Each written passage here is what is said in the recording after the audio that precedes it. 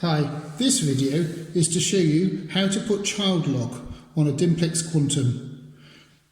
The main reason for child lock is to stop people changing the settings, fiddling with the temperature or altering things. So open the flap and you need to be pressing the back button, which is this one, and the enter button, which is this one, and pressing and hold them for a little bit longer than what's natural. So let's give it a go.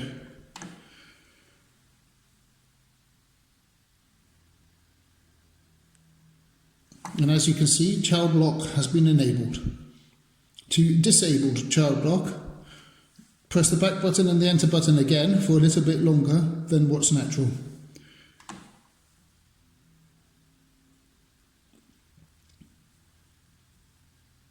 And there we go.